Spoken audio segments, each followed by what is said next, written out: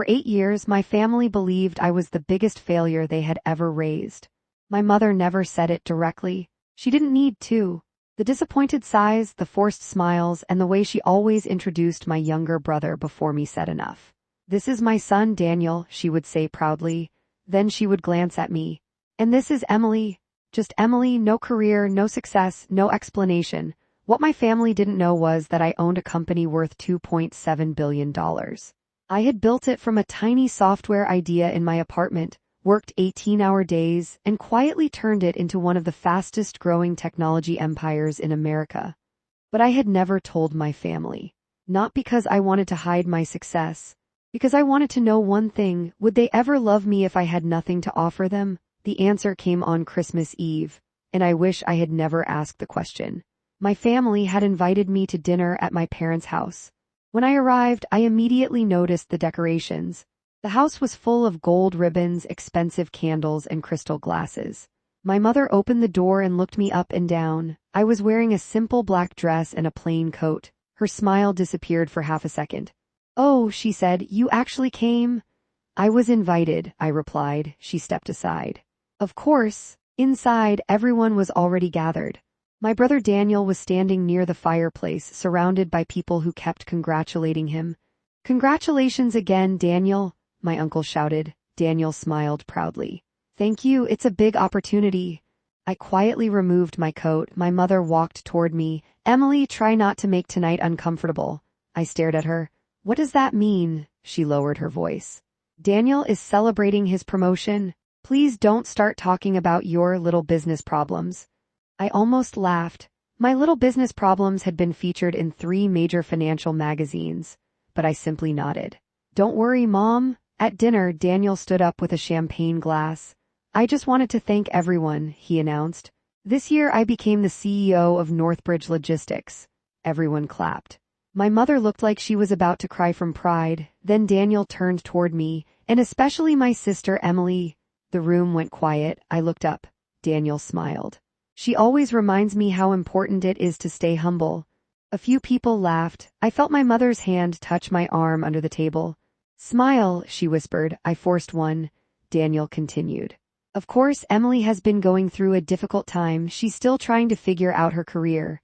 My uncle chuckled. "Still unemployed, Emily?" The room erupted in uncomfortable laughter. I placed my fork down. "I work." Daniel leaned back. "Doing what exactly?" I looked at him. "Technology," he laughed. "Technology, Emily, you can't even keep a regular job for 6 months." My mother quickly interrupted. "Let's not make this awkward." But it was already awkward. Daniel lifted his glass. "To success." Everyone raised their glasses, everyone except me. I stared at my brother. He had no idea that his new CEO salary of $324,000 a year was less than what my company earned in a single day. I could have ended the humiliation right there. I could have opened my phone and shown them the financial reports. I could have told them that the woman they considered a failure was the founder and majority owner of VantageCore Systems. But I didn't. Instead, I smiled. "Congratulations, Daniel," he smirked. "Thank you, Emily." Then my mother leaned toward me. "Actually, there is something we need to discuss." I knew immediately that something was wrong. She placed a folder on the table. "Your father and I are refinancing the house." I looked at the folder. "And we need help with the down payment." I stared at her. "How much?" $200,000. The room suddenly became very quiet. I looked at Daniel. "Why don't you ask him?" My mother stiffened. "Daniel has responsibilities now." Daniel nodded. "Exactly, I can't just throw money around." I almost smiled. My mother looked back at me. "You don't have children. You don't have a real career. Surely you can help." There it was, the truth. I wasn't family. I was a wallet they believed was empty. I stood up. "I'm sorry, I can't." My mother's face turned red. "Of course you can't." Daniel laughed. "What did you expect, Mom? Emily has always been good at pretending to be important." That sentence changed everything. I reached into my purse and pulled out my phone. "Pretending," Daniel shrugged.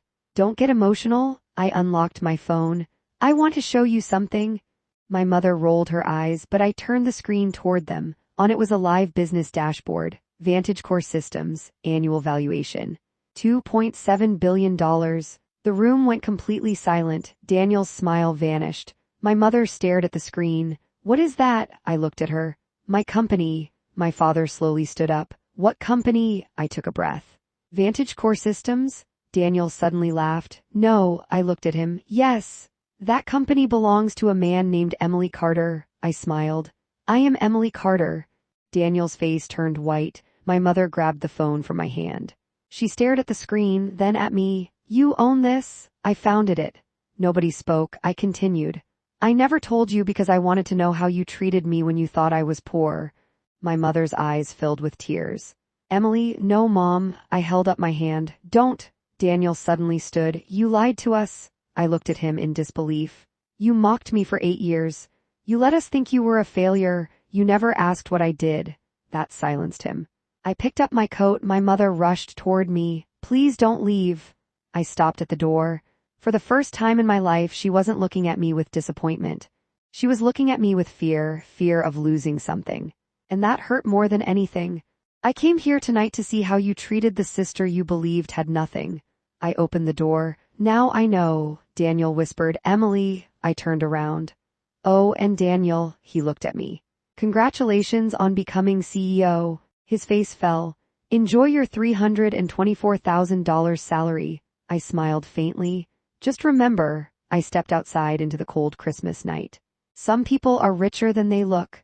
And for the first time in 8 years, I walked away from my family without feeling like a failure, because I finally understood the truth. I had never been the one who needed to prove my worth. They were the ones who had failed to see it.